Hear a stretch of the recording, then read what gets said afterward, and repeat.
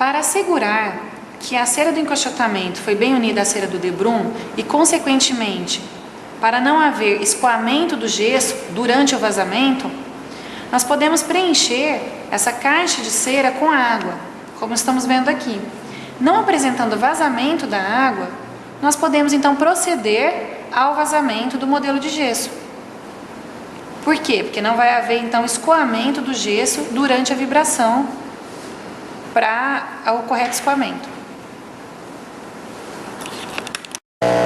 O vazamento do modelo funcional deve ser feito com gesso pedra, começando com pequenas porções colocado com uma espátula pequena na região central do palato e deixando esse gesso escoar sob vibração para prevenir a formação de bolhas, até que todo o molde seja preenchido.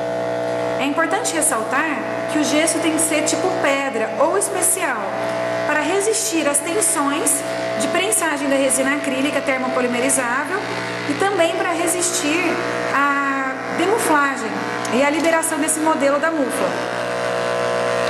Concluída essa fase de cobertura do molde, nós vamos com uma espátula maior terminar de preencher o restante da cera, também sob vibração, até completar a formação dessa base do modelo. É importante ressaltar que o modelo tem que estar livre de água para o vazamento do gesso, para prevenir também a formação de bolhas. E a vibração deve estar no nível alto.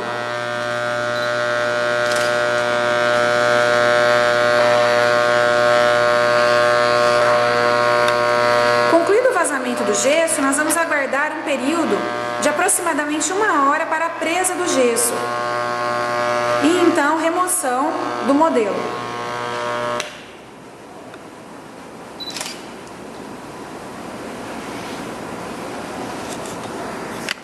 Para o vazamento do modelo inferior, da mesma forma, o molde funcional deve estar seco, livre de água e com uma espátula pequena, aos poucos, nós iremos colocar gesso a partir da região central do rebordo, sob vibração. Nesse momento, quando foi totalmente preenchido a região do rebordo, nós partimos então para continuar o vazamento manualmente, já que esse modelo vai ser virado na bancada.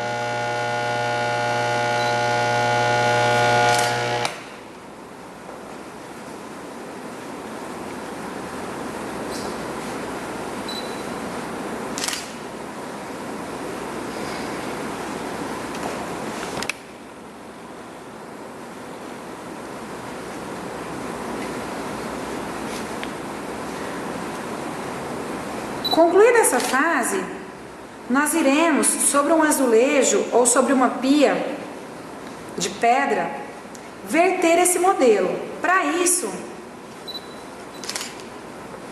é necessário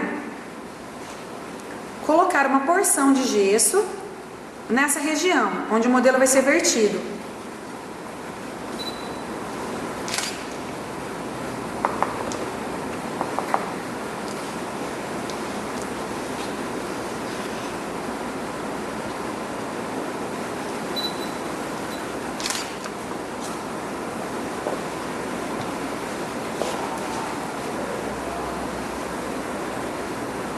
É muito importante,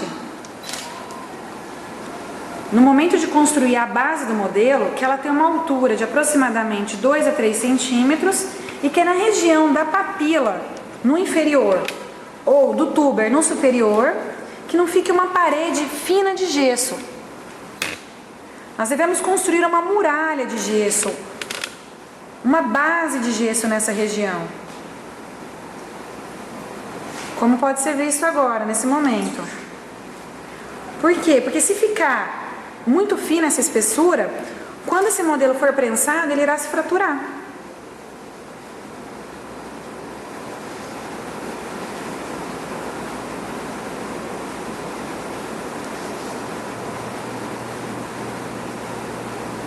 Aqui durante a remoção dos excessos, para não ficar um volume muito grande para ser recortado posteriormente. E agora um processo de alisamento desse gesso. Conforme ele for perdendo brilho, nós podemos também umedecer os dedos e alisar esse modelo para que ele fique mais favorável, né? Reduza também a região de cortes.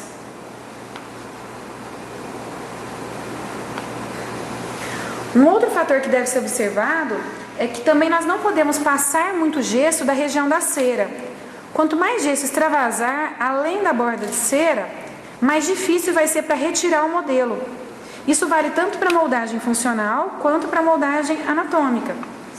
Na moldagem anatômica, quando nós temos uma moldeira de estoque, todo gesso que é passado da região para a região da moldeira, ele também é difícil de ser removido. E aqui é a mesma coisa, ele tem que terminar em zero com a cera, evitar de derrubar esse excesso de cera sobre a cera, porque isso vai facilitar a remoção da moldeira, evitar quebras no modelo de gesso. É normal que o gesso ele fique amolecido, né, porque ele ainda não está numa fase inicial de presa, então nós devemos sempre suspender o que foi escorrendo para manter essa espessura adequada do modelo, como está sendo feito agora. Conforme ele for escorrendo, nós devemos erguer novamente essa barreira. E assim nós temos o modelo ao final. Nós vamos agora aguardar um tempo de 50 minutos a 1 hora para a presa do gesso e posterior remoção da moldeira, para a obtenção do modelo. 1 hora após o vazamento do gesso, nós vamos fazer a remoção do molde funcional desse modelo. Inicialmente, quando o modelo for confeccionado a partir de um molde feito em pasta zinquenólica, nós deveremos imergi-lo em um recipiente com água fria. Esse procedimento vai evitar com que a pasta zinquenólica apresente aderência ao gesso, ao ser colocada posteriormente em água quente. Decorridos 10 minutos de hidratação desse modelo, nós iremos removê-lo da água fria e faremos a remoção da cera com muito cuidado, para que não haja fratura do modelo de gesso. Esse procedimento de remoção da cera, ele vai evitar com que essa cera seja derretida pela água quente e promovendo então o engorduramento da água e facilitando na limpeza do modelo após a remoção do molde de pasta zinquenólica. Aqui nós estamos fazendo então a remoção do modelo inferior funcional da cera. Esses excessos devem ser tirados nesse momento, para facilitar a limpeza do modelo após a remoção da pasta.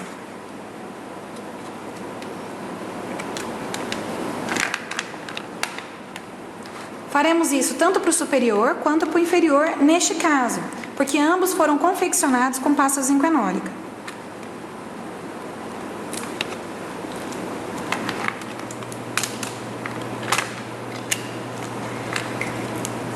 Após a remoção da cera, nós vamos aquecer o recipiente com água em micro-ondas sem os modelos, para que então essa pasta zinquenólica e a Godiva possa ser amolecida e o modelo removido sem que haja fratura.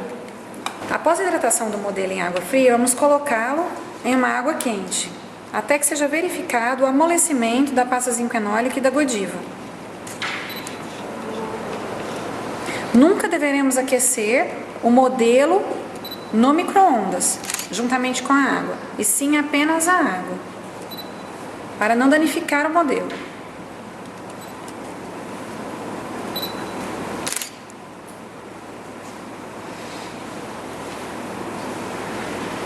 Nesse momento, vamos observar o amolecimento da pasta zinquenólica.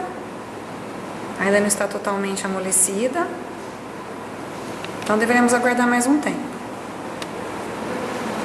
Esse tempo vai de mais ou menos a 2 minutos, com a água bem quente.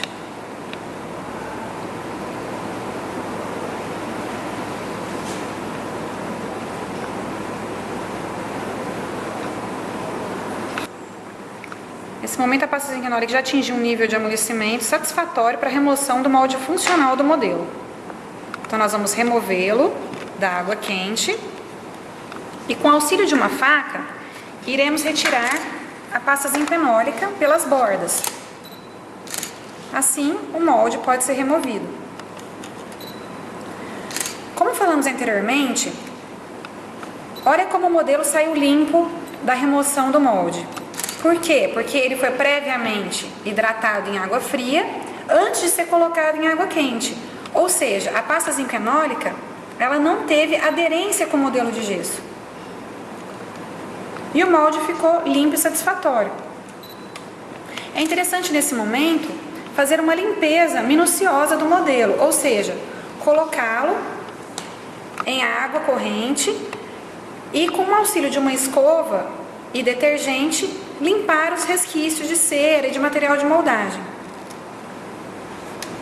Da mesma forma como feito para o modelo superior, nós vamos fazer para o modelo inferior, ou seja, removê-lo da água quente quando a pasta zinquenólica atingir o nível de amolecimento desejado e, com o auxílio de uma faca para gesso, iremos remover pelas bordas o molde funcional do modelo. Algum resquício do material de moldagem ou da cera nós podemos remover com o auxílio de uma escova e detergente.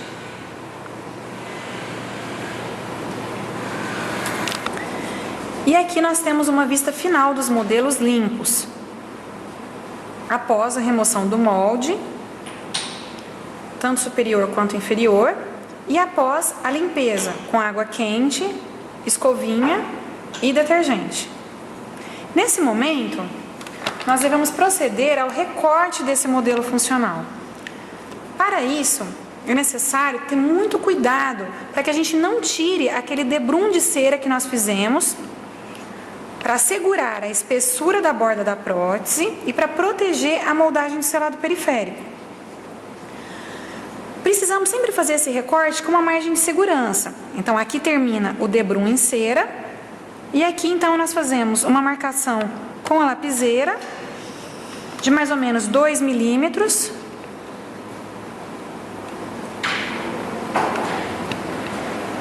Dessa margem da cera, para orientar o recorte no recortador de gesso.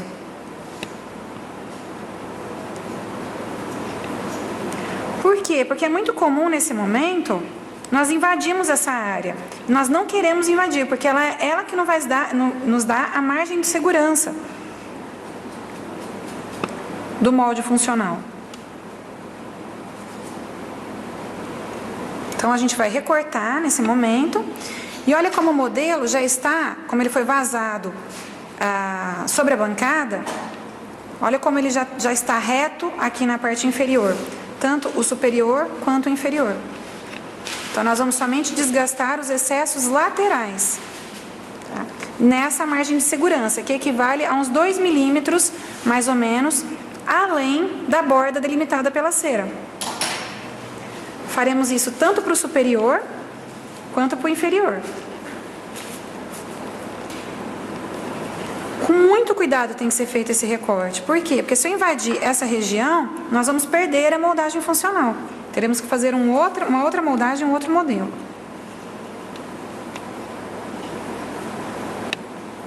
Então, realmente, são só os excessos.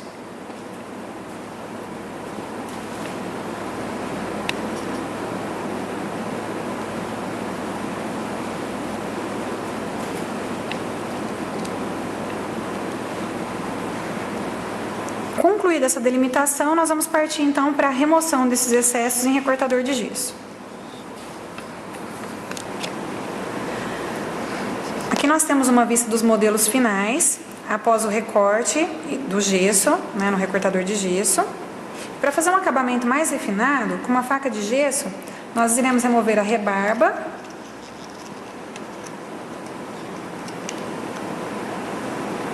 como podemos ver aqui. E para permitir aí um acabamento mais refinado, nós podemos, com uma maxi-cut, fazer um alisamento final dessas arestas de gesso.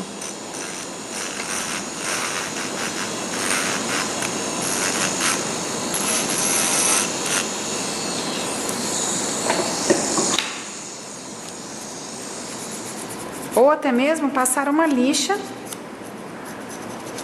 para fazer esse acabamento. O importante é que o gesso esteja com as bordas arredondadas ao final.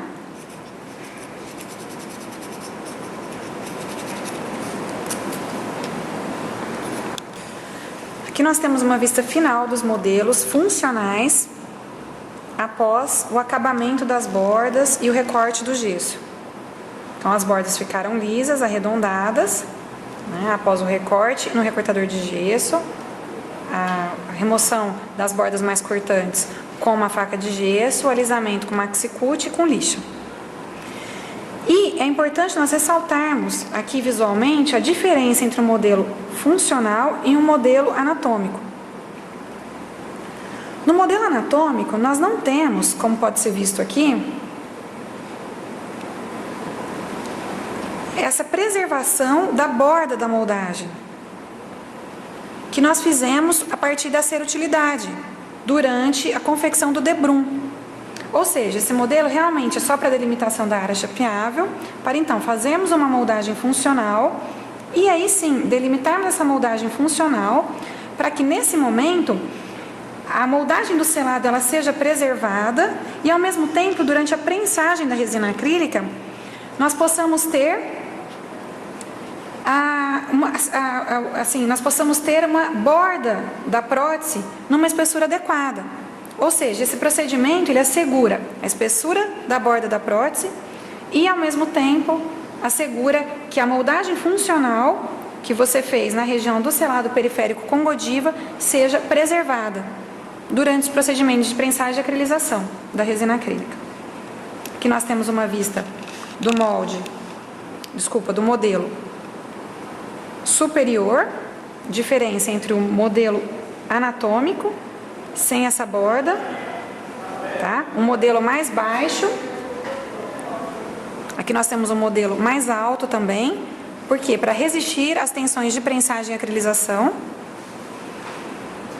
E um modelo com essas bordas preservadas. A mesma coisa no inferior. Toda essa preservação, tanto por lingual quanto por vestibular, dada pelo debrum, diferentemente do que ocorre na moldagem funcional, na moldagem anatômica.